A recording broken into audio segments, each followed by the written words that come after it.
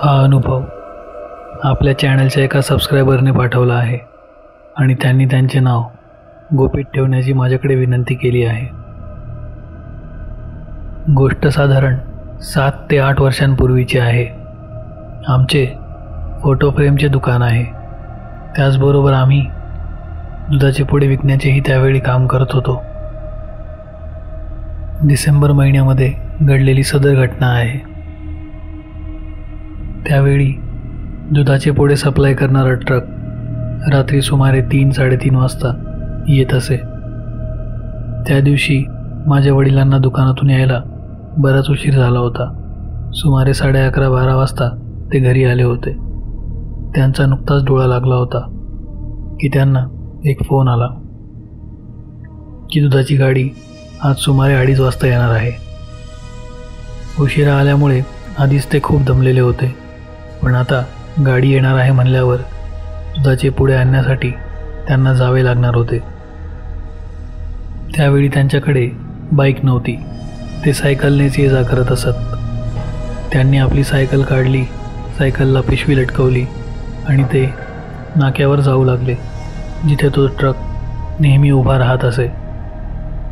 मी ज्या गावात राहतो ते फार मोठंसं गाव नाही आहे. जरी तालुक्याचं ठिकाण असलं तरी तिथे रात्रीच्या वेळी सुमारे 9:30 वाजता वर्दळ पूर्णपणे कमी होऊन जाते आणि आता तर रात्रीचे 2:30 वाजले होते.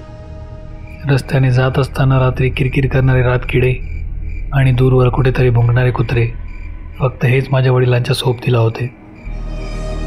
परंतु रात्री बेरात्री ये जा करण्याची त्यांना खूप सवय असल्यामुळे त्यांना कशाचीच भीती वाटत नव्हती. ते आपल्या सायकलद्वारे नाक्यावर पोहोचले. तिथून त्यांनी दुधाच्या बॅग्स आपल्या पिशवीमध्ये टाकून परत निघाले. आता तर रात्रीचे 3 वाजले होते, त्यामुळे वातावरण जास्तच शांत, गूढ आणि भयानक वाटत होतं. त्यातल्या त्यात डिसेंबर महिना असल्यामुळे कडाक्याची थंडी पडलेली होती. बापरे, बरं झालं येताना निदान स्वेटर तरी घालून आलो, ते स्वतःशीच पुटपुटले आणि ते सायकल चालवू लागले.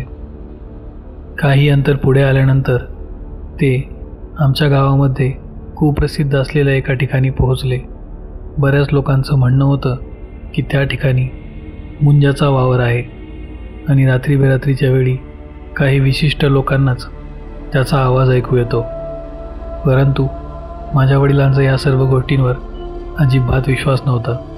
त्यामुळे रात्री कितीही वाजले तरीही ते त्याच रस्त्याने येत असत, कारण तो रस्ता आमच्या घरी पोहोचण्यासाठी त्यांना जवळ होता. ते त्या ठिकाणाच्या जवळ पोहोचले असता त्यांना अचानक घुंगरांचा आवाज आला. तसे ते थबकले आणि इकडे तिकडे पाहू लागले. त्यांना वाटलं की कदाचित ऐकिवात गोष्टीमुळे त्यांना भास झाला असेल, त्यामुळे ते पुन्हा सायकल चालवणार. तेवढ्यात परत त्यांना तोच घुंगराचा आवाज आला. तसे ते तिथेच थांबले आणि आजूबाजूला बघू लागले, पण त्यांना कोणीही दिसत नव्हते. आता मात्र ते थोडे घाबरले होते आणि भर थंडीतही त्यांना घाम फुटू लागला होता. कपाळावरचा टपटप वाहणारा घाम रुमालाने पुसत ते पुन्हा इकडे तिकडे पाहू लागले. तिथे जवळ असणारे कुत्रे आता अधिकच जोराजोराने भुंकू लागले होते आणि ते नक्कीच त्यांच्यावर भुंकत नव्हते. तिथे जवळ असलेल्या त्या वास्तूवर बघून ते भुंकत होते, ज्या वास्तूबद्दल ह्या सर्व अफवा त्यांनी ऐकल्या होत्या. त्यांचं सहज त्या वास्तूच्या असलेल्या खिडकीकडे लक्ष गेलं आणि त्यांच्या अंगावर सर्रकन काटा आला.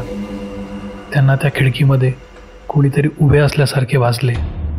आता मात्र क्षणाचाही विलंब न करता त्यांनी पटापट तिथून सायकल काढून काढता पाय घेतला. पुढे जात असताना त्यांना मागून तोच घुंगराचा आवाज अधिकच तीव्र वेगाने येऊ लागला होता. घाईघाईने ते घरी पोहोचले आणि घरी पोहोचताच त्यांनी घराचे दार लावून घेतले आणि ते झोपी गेले. सकाळी जेव्हा त्यांना जाग आली तेव्हा त्यांना भयंकर ताप चढला होता आणि रात्री घडलेला प्रकार त्यांच्या डोळ्यासमोर सतत येत होता.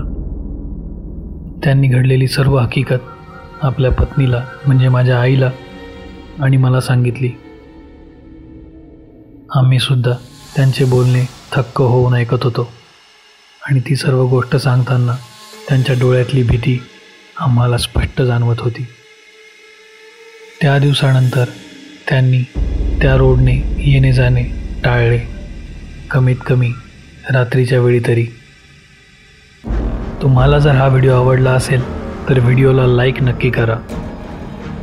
व्हिडिओ कसा वाटला ते कमेंटमध्ये नक्की कळवा. आपण जर चॅनलवर पहिल्यांदा आले असाल तर चॅनलला सबस्क्राईब करायला विसरू नका आणि सोबत बेल आयकनही दाबा, म्हणजे येणाऱ्या व्हिडिओजचे अपडेट तुम्हाला नियमितपणे मिळत राहतील. त्याचबरोबर हा व्हिडिओ आपल्या मित्रांना शेअर करून चॅनलला जास्तीत जास्त सपोर्ट करा. धन्यवाद.